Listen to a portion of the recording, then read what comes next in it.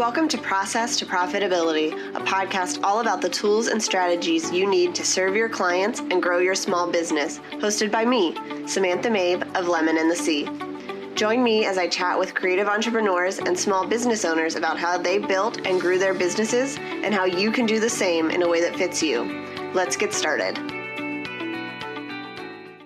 Welcome to episode 6 of Process to Profitability. Today, it's just me talking about improving your website today with 5 easy updates that you can make. This is a subject that I am so passionate about because I believe that you don't need a brand new website or a total redesign in order to start seeing more results from your website. So take these updates and check out your own website. See if you can make some of these changes today to improve your design, or if these are things you can put on your to-do list if you think they're going to take a little bit longer. Let's get started. Hi everybody, it is just me today talking about website design, which is one of my favorite parts of working with clients. I could literally sit on the computer all day and play around with CSS and website design and create graphics for websites. And if none of that makes any sense to you, that's totally okay, because the tips I'm going to share with you today don't need any special knowledge as far as websites go. So I'm going to be sharing 5 tips that make it easy for you to update your website. Some of them are going to help you have a higher conversion rate, while others are just things that you need to start doing in order to protect yourself. So let's get into it. The first thing, and this is probably the simplest thing, is to add your email address. This may seem silly because you probably have a contact form on your website already, but if you do not have your email address listed on your website, you need to go and do that now. This gives people a way to contact you that isn't through a form that's probably designed to fit your potential clients. Now, you may have a very generic form on your website that says name, email, subject, message, and that is a little bit less of a problem. But if you are in an industry where your questionnaire or your form on your website has a lot of very specific questions, I see this a lot in the wedding industry with how many guests and what's your budget and where's your location? Have you had any vendors yet? It makes it really hard for someone who's contacting you for a reason other than hiring you for your services to get in touch with you, which is why you need to have your email address. And I recommend listing this in at least 2 places on your contact page, just as you would your office hours, your social media links. Include your email address on there. You can include a phone number if you want to, but that's not as necessary as email as a way of communication. And the other great place to put this is in your footer of your website, which means that people are going to see it on every page, and it makes it really easy for them to get in touch with you. Now, if you are in a service-based industry, I totally get that you're thinking, who is going to be contacting me that can't fill out the form to get in touch, or who isn't going to be a potential client? But you never know who's going to try to get in touch with you. This could be a vendor or someone who wants to give you credit on a project. It could be someone who wants to collaborate you or just wants to say hi because they read your blog. They may want to pitch you on something. And yes, if you put your email address out there, you might get a couple of spam emails. I have gotten some in my day from people wanting me to review their products or write a blog post about something. And you can choose to respond to those or not. But by having your email address, you are at least giving people the opportunity to get in touch with you about things other than hiring you. Or these could be people that want to hire you but don't want to have to fill out the whole form. Maybe they don't know all those details yet, and they just want to get to know you a little bit before they actually feel like they're committing to something that's going to be a big investment. So make sure you have your email address on your website, at least on your contact page.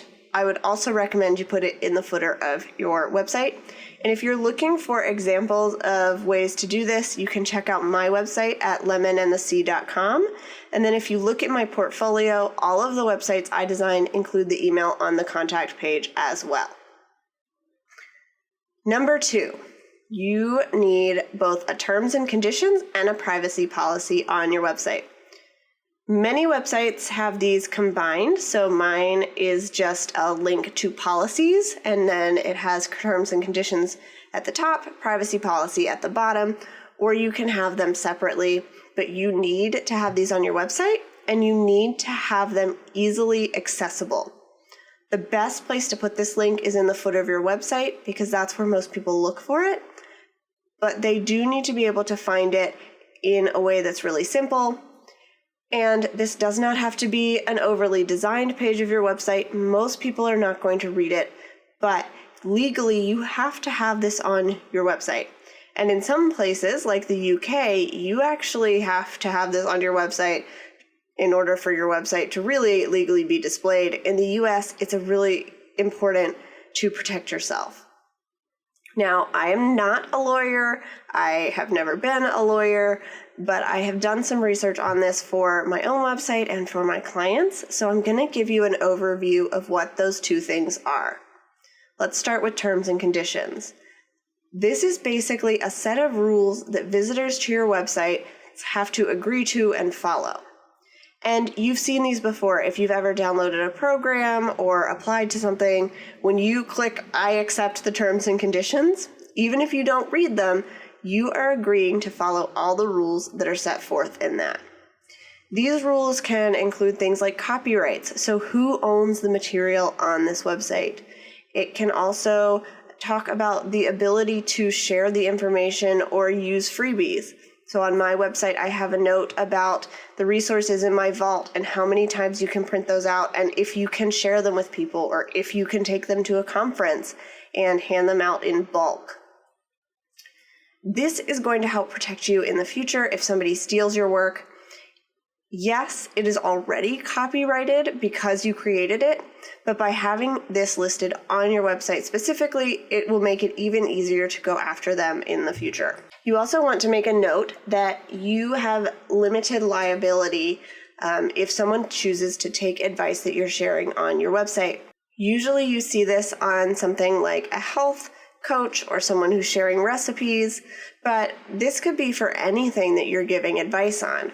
Basically, what you want to say is that I am a professional in this field, but I am not working specifically with you. And so if you choose to apply the advice that I am sharing in this post or on my website, and it doesn't go well, that's not something that you can come back and sue me over or fight with me, because I'm just giving advice. You are the one that has to decide how and you want to apply that and what you want to do with that.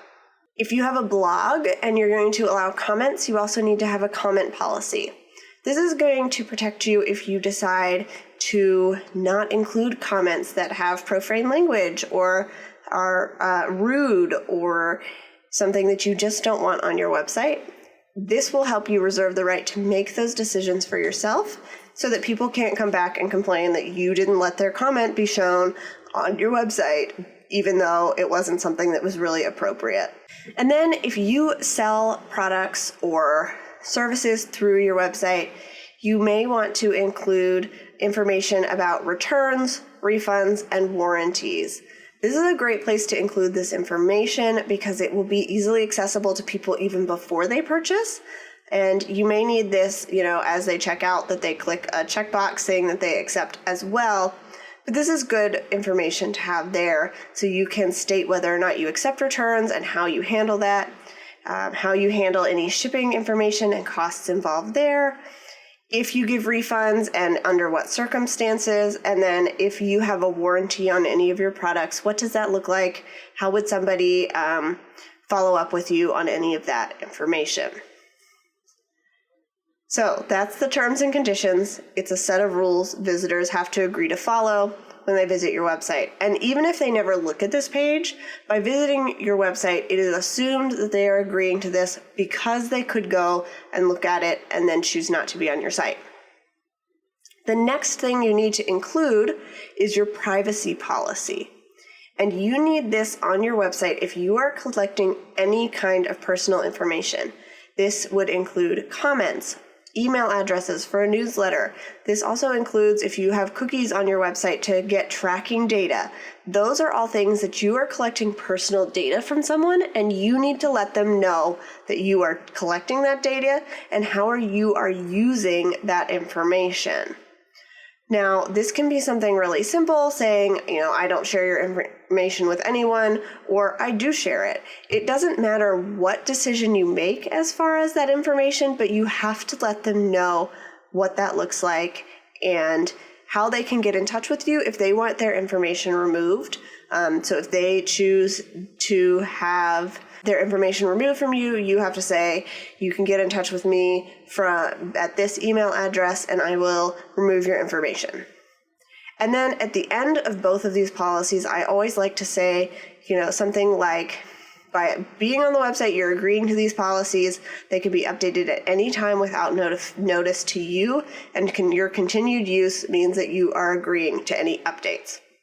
Now, you can find some great templates for this online, and I have an episode with Autumn Witt-Boyd, who is a lawyer, coming up. She has some great templates, and there are others online that you don't have to write this yourself, but it will help cover you for any legal problems you could get into.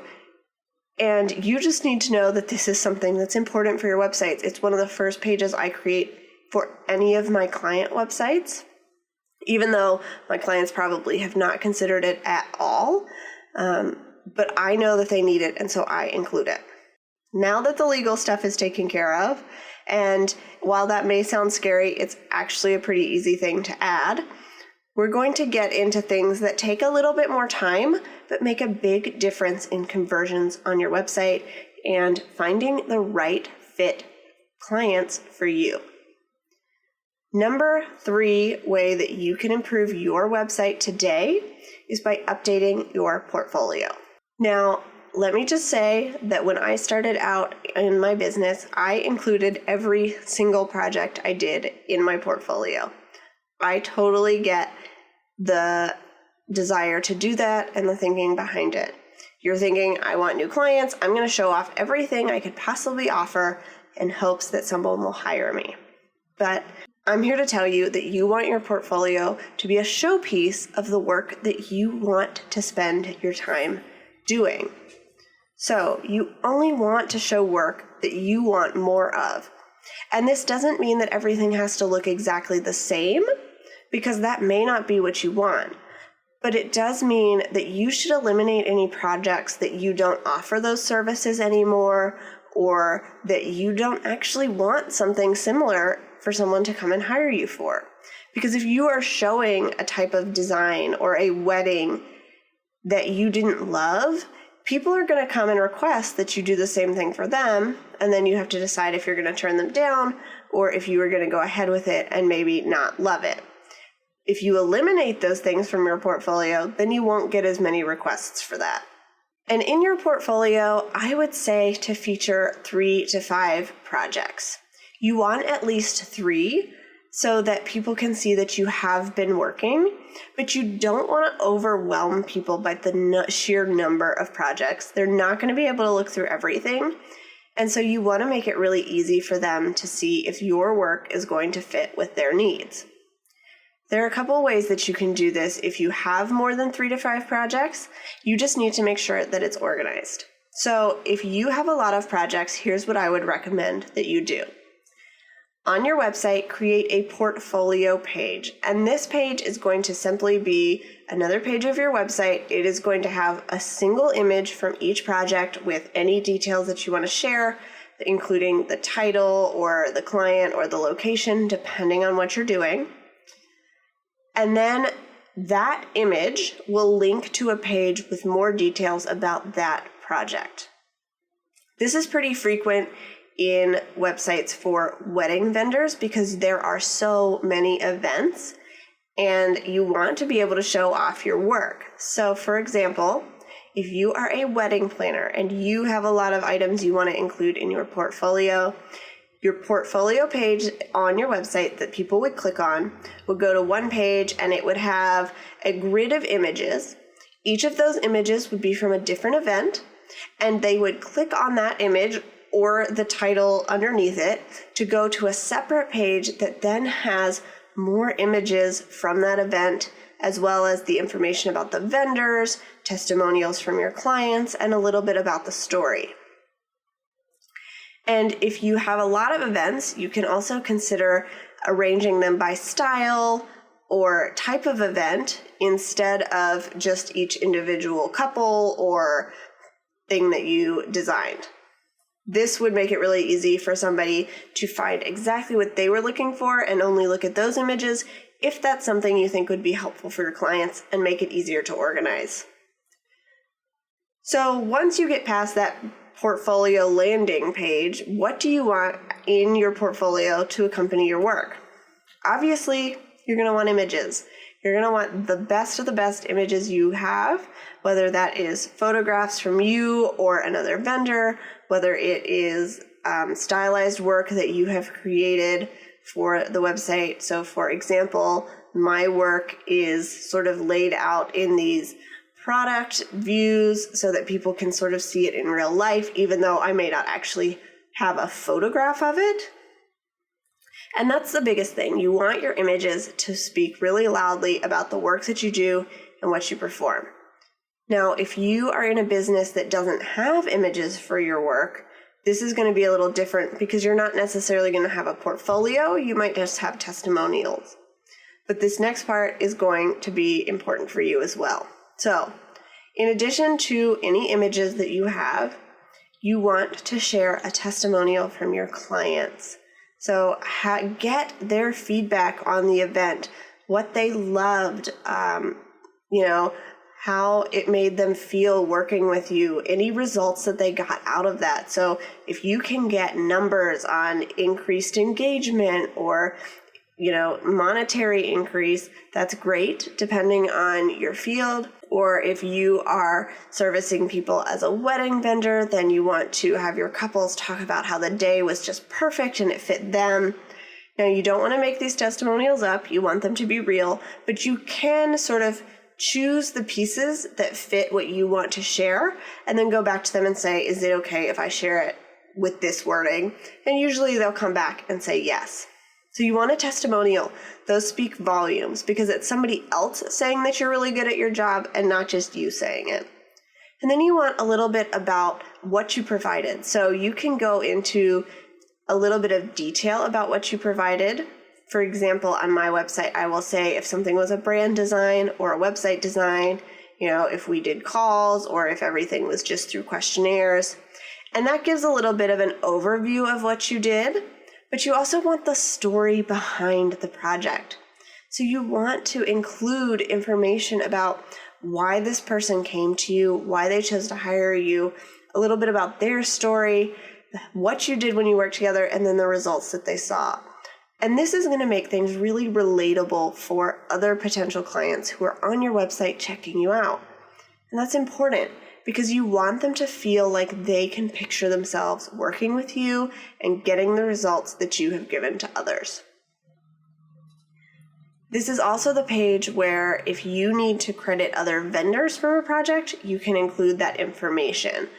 So if you need to credit a photographer or a caterer, this is where you can include links to their websites and their information really easily without needing to put that on a different page of your website. And of course, in that, just make sure that you are following whatever agreements you have set forth with those vendors. So my advice for the portfolio is that you take a look at that today and see if there are projects that you can take out because they're not really representative of the work that you want to do. Or if there's a better way for you to organize things so that it's really easy for your potential clients to find out if you are going to be a good fit for them style-wise, and with the results that you provide for your clients. Of course, if you are in an industry that doesn't have a portfolio, this isn't going to be a page on your website at all. You might then choose to have a testimonials page instead, where you can have feedback from each of your clients. You want to include testimonials throughout your website so that people can see that. But if you don't have a portfolio page, you might want to have a testimonials page or a client stories page that gives the same feeling of, here's what it looks like to work with this person, here are the results that I might be able to expect, and is this going to be a good fit based on what other people are saying? Now, my fourth piece of advice, or my fourth tip for improving your website, is a little bit more time-consuming, but it's very important. And that is to keep it simple. What I mean by that is you don't want to overwhelm a visitor to your website with so much information that they don't know where to look, they don't know what to do, and so they just leave because they are too overwhelmed to even get into it. You can start this by giving each page on your website a single purpose. So, what that might look like. You can start with your About page. That's usually a pretty easy one, because your About page's purpose is to let visitors get to know more about you and about how you can help them. That's the purpose, letting them get to know you and your business. And that makes it pretty easy to write copy for that page, at least from the standpoint of knowing what it is that you want to cover. Your contact page, the purpose is to get people to fill out your form and get in touch with you about collaborations or hiring you or whatever it is that they are interested in. That's the page where you want people to go in order to start the process of actually investing in your services or product. Your sales page or your services page has the purpose of communicating what it is that you do, the benefits that you offer, and giving details about how somebody can hire you. So that page is all about, this is what I do, this is how you can hire me. And the purpose of that page is to attract the right clients, deter the wrong clients, and then move them on through your website. You want to keep your content short and to the point. Your website is not a place for rambling on about every little detail, because that can be overwhelming. And what I found is we all know our individual services so well that we could talk about them for hours, and we think every detail is important to share. And it is, but not right away. So what I would say is that you should have enough information on your website to let people know what it is that you do, how they can hire you, and if they're going to be a good fit or not. And then they can come to you for more detailed information. And this serves two purposes. This helps your website be short and simple, and it also helps you control the conversation and get their information once they contact you. And it makes it a whole lot easier to follow up with them, because you're not just hoping that they come back to your website. You actually have their contact information and they have expressed interest in working with you. A note here is to be authentic. And I know that that is a big buzzword lately, and we don't necessarily like it because we don't know what it means. But you want to be yourself on your website. It doesn't have to be something super formal. It doesn't have to be, just bullet points. You want it to sound like yourself, but you also want to just say what you mean. We don't need to go into a lot of hyperbole and fancy language, because that's going to confuse people. So especially on the main pages, like your home pages and services page, be authentic, be yourself, but get to the point and tell people what it is that you want them to do. Your blog is a place where you get to have a lot more content and can spend some more time getting into the details and the nitty-gritty of why you do what you do and how you serve people and the story behind your business.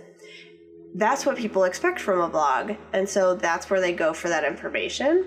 And you want to have that information in that place, but on those pages that are more static, that don't change all the time, that people are going to land on and make decisions based on, you want to keep those simple and to the point. Because if a visitor isn't sure about something, they're not going to go dig around your website to figure out the answers. They're just going to leave and find somebody else. So you want to make sure you include the information that they need without getting into too much detail, or they're going to get confused. The final piece of advice that I have for you today that you can use to make improvements to your website is to add a call to action to every page. A note before we get into this topic is that your call to action on every page is not going to be the same, but you want to have a call to action on each page of your website. If you haven't started this, the best way to do it is to think of your website as a journey. You want to know where that person is coming to your website on. Usually that's your homepage, unless you are directing them to a different page of your website from social media. And you want to tell them which page to visit next. The point is that they're going to be able to figure out all of the information they need to know to decide if they're going to hire you or buy your product really easily. So sit down, map out the journey somebody would take from landing on your website to hiring you, and think about all of the pages involved in that. So they're probably going to get to your homepage first, and then they might go to your About page to learn a little bit more about you, or they might go to your blog to learn more about who you work with and projects that you've done and the things that you're talking about. From there, they might decide to check out your portfolio, and then they might look at your services page, or they might do that in the opposite order, look at your services page, and then look at your portfolio. From there, after they've looked at your services and your portfolio, you want them to go to your contact page so that they can actually get in touch with you and start the process of potentially hiring you. And on your contact page, you want to make it simple for them to take the next step, whether that is filling out a form and getting in touch, giving you some more information, or if that's directly scheduling a call with you so that you can, really get to know them one-on-one through a phone call or a video chat before they even have to give you a lot of information. You want to figure out what the best way is for the way that you work and for your clients, and walk them through that journey on your website. So once you have this journey laid out, you want to include the calls to action on your website. What does that look like? It might be a little bit different on each page. On some pages, it's simply going to be a button. So on your services page, it might just be a button that says get in touch, or contact me to learn more, or schedule a call to get started. Whereas on your homepage, you might have more than one call to action, which I know I said add one call to action, but your homepage, you might give people two choices. You might say read the blog or learn more about what I do. And that way they can pick what it is that they're really coming to your website for. But you want those to be buttons on your website, big and bold and fun, so that people click on them, because people love to click on buttons. And the reason that you need to have a call to action is because if you don't tell people what it is that you want them to do next, they're not going to know where to go, and they might just leave your website instead of figuring it out. You want to make it really simple for them to say, okay, I landed on your homepage. I looked it over. I kind of know what you do. I kind of know a little bit about you. What do I do next? Okay, well, I go to your blog. Well, I've read some blog posts. What do I do next? I can sign up for your newsletter and I can learn more about you there. Or I read your About page. What do I do next? Okay, I'll go and I'll look at your portfolio and check out the work that you've been doing. And then I'll check out your services and see if they're a good fit for my needs or somebody I know's needs. You want to direct them on this journey through your website because it makes it so easy for them to know whether or not you're a good fit, because they're getting all of the information they need in a way that makes sense. Now, not everybody is going to follow this journey. There are always people who like to just click around and figure things out for themselves, and that's totally fine. But you do want to make it a really easy option.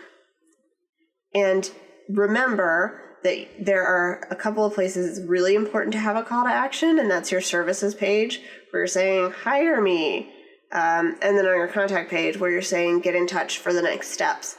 Because if you don't tell people to hire you, they're not going to. And this goes back to the point that people have said that if you don't ask for something, people aren't going to do it. If you don't tell people how they can hire you, they're not even going to really realize that it's an option. You may even want to say something like, I am booking now for these dates, so that they know that your schedule is open, because they might not know that just based on following you on social media or from what they see on your website. Try not to assume what visitors to your website know as far as how to hire you and what it is that you do and when you're available, and make it easy for them to find out that information. All right, so to review, those 5 ways that you can improve your website today. Add your email address to your contact page and your footer. Add a terms and conditions and privacy policy if you don't already have one. And if you are in need of one, you can check out some templates that are available. There are some great lawyers who work with creative entrepreneurs out there who have templates available for a pretty reasonable price that you can customize to your needs. Update your portfolio to show only the work that you want more of, and to make it really easy for your clients and visitors to see if you are going to be a good fit for them. Keep it simple. Give each page a single purpose, and then reduce the amount of content that you have, so you're giving them the details that they need, but not overwhelming them, and so you can direct the conversation by getting them to get in touch with you. And then add a call to action to each page of your website, so that you can guide people on a journey through your website and get the right people to get in touch with you and potentially hire you, and let the people who aren't such a great fit know that up front, so that you aren't having to figure that out through calls and questionnaires down the road. I will be including more of these solo episodes where I'm talking about website design and brand design throughout the show. It's usually going to be every 3rd episode, and I'm really excited to talk about these things that I am so passionate about that are going to help you hopefully improve your business and serve your clients and customers well, because you will be making it really simple for them, and you will be reaching the right people for both your business and to be able to give them the best service possible, because they are who you have a heart to serve. Thank you so much for joining me on today's episode, and I hope that you will take a look at your own website today and see what improvements you might be able to make. If you're interested in learning more about designing a website that helps you turn visitors into clients, check out my website design guide called Create a Website That Gets You Hired. You can download that on my website at lemonandthesea.com/design guide, one word. I hope that you check it out today and get to make some great improvements to your site. Thanks for listening to Process to Profitability. Please take a minute to leave an honest review in iTunes so that I can help more small business owners and creative entrepreneurs find the show.